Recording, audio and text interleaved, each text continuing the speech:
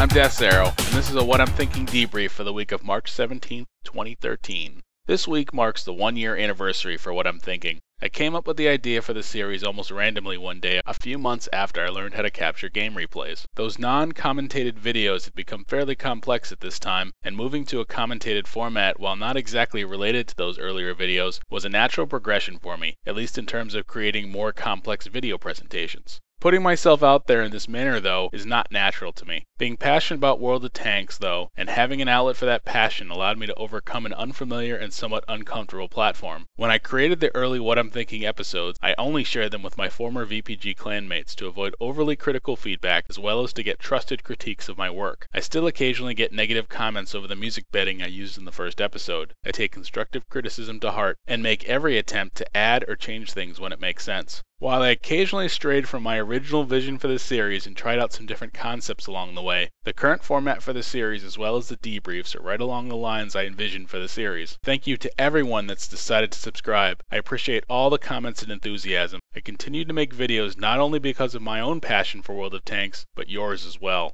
And now it's time for the Match of the Week! The replay that we'll be looking at is from March 19th on Mines in my Caernarvon. This was my 8th match in the Caernarvon. I used free XP to unlock the tracks and turret. This allowed me to start playing the tank with a 20-pounder A barrel and the first engine upgrade which I unlocked through the Centurion Mark I. I highly recommend using free XP to avoid having to play tank stock. As noted on the top of the loading screen, this is a standard battle. Reviewing tank composition for this battle reveals the following. This is a tier 8 battle with 10 tier 8s on my team and 9 on the enemy team. Both teams have 3 tier 7s. My team has a tier 5 and a tier 4 scout, while the enemy team has 2 tier 6s and a tier 4 scout. No artillery in this match. While I don't recognize any specific players in this match, the enemy team has a platoon of super Pershings that are part of Red Sky. I'll definitely need to keep an eye on them. The hill at the center of this map is generally the critical area to control. My tank isn't fast enough to effectively rush the hill, so I'll provide sniping support. With no artillery in this match, I know of a good location at K4 with good sightlines to the hill.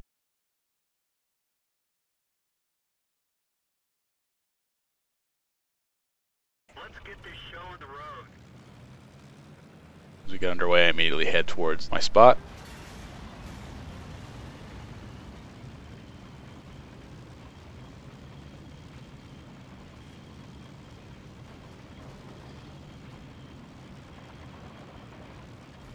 This is what happens when you pay more attention to the chat than the terrain of the map. It's not particularly embarrassing until you make a video out of it. We've got a pretty good number of tanks going middle. Got a Type 58 spotted.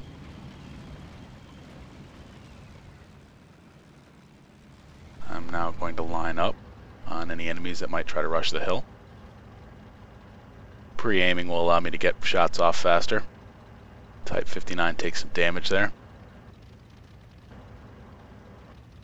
We've got KV-1S, at least one T-34.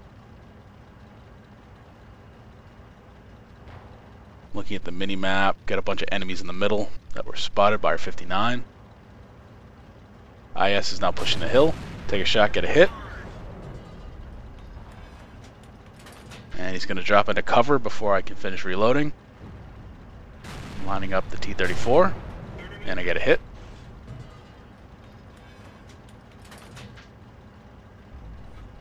My decision to snipe the hill pays off as the enemy pushed 4 heavy tanks up the middle. There's another significant battle going on at D7, E8 that I'll need to keep an eye on. Get another hit on the T-34.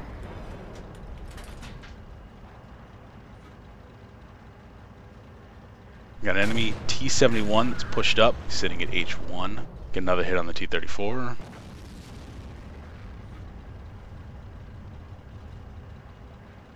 The enemy has pushed 2 scouts down the one line that I need to keep an eye on now. Let's see the top of the T-34's turret. Trying to find something to shoot at. Go for the commander's cupola, I bounce.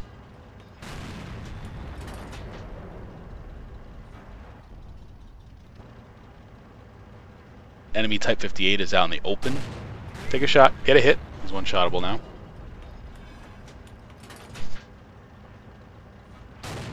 Bounce my second shot.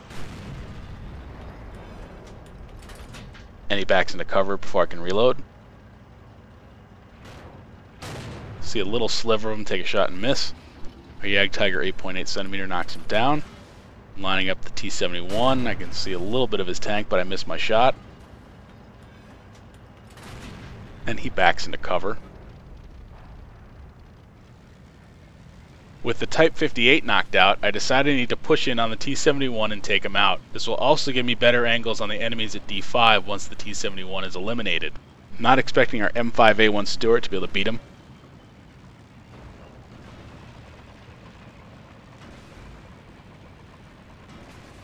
Stuart gets knocked down. Get hit on the T-71. He's going to be hard-pressed to pen me back. Hit him again, and I ram him for the kill. The Caernarvon is much heavier than the T-71. Pretty much a no-brainer in that situation. Get a hit for no damage on the KV-1S on the hill. That's one area I definitely need to stay focused on. Knock down the KV-1S.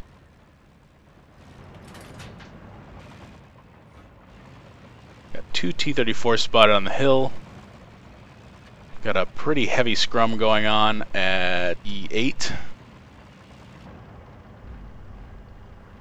And we're down to one tank over on that flank. We're currently only losing by one tank. It was 3 a little earlier. Bounce on the T-34 on the hill.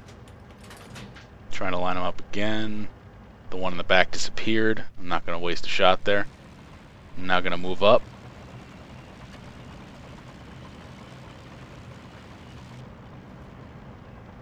Lining up the rear T-34.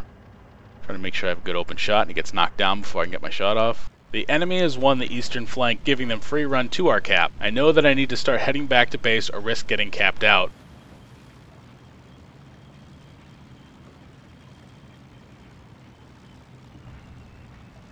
Keeping half an eye on that Type 59 that was just spotted over at C3.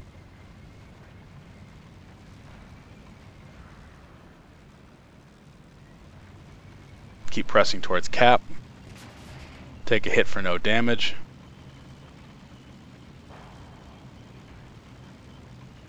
I run into the last enemy super Pershing who has circled around to get rear shots at our T-34. This location is ideal for me. The slight rise in the terrain allows me to go hull down. I get a hit, no damage. I'm using the little rise here in the terrain, so I'm essentially hull down. Bounce a shot. Line him up, hit him in the lower plate. Do damage on that shot. Get a hit for no damage. I've now switched to premium rounds. Only have a handful on this tank. Get a hit, but no damage. Likely hit spaced armor. I'm now gonna aim for the top of the turret with a regular round.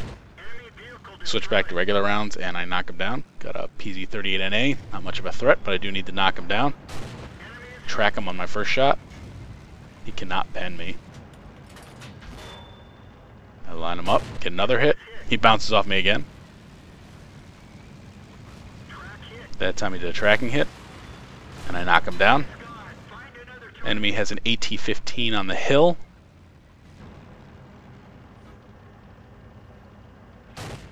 And I hit him.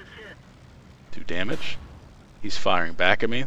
I'm using the wreck of the PZ-38NA to protect my lower hull while I engage the AT-15. Even though the wreck is small, it's enough cover to make life tougher for the enemy. And he bounces on me. I've switched to premium rounds and I get a hit on the AT-15. He hits me back and does some damage. He gets knocked down. Switch back to AP rounds. Likely a good use of premium rounds in that situation. The AT-15 has some pretty hard armor, although I did pen him with a regular round. My decision making here is I'm going to hang back and see what that Type 59 does and allow our T-34 to press forward. It looks like this was a good plan because the Type 59 is trying to charge me. And I'm basically shooting at his front hull, and the 20-pounder has no problem penning him for damage. Get another hit.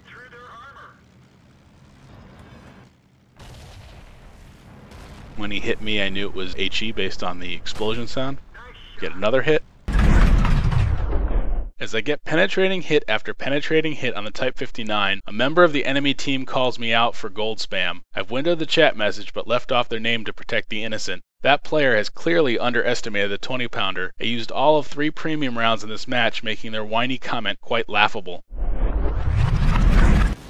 I get tracked, but I have repair on this crew. We fixed the track. Get going. Slip out. Hit the Type 59 in the front, knock him down for the win. Looking at the after action screens, I destroyed 5 tanks, damaged 5 more, hit 27 of 31 shots, and did 3,776 points of damage, and earned 1,812 experience before the double. I also earned a steel wall medal.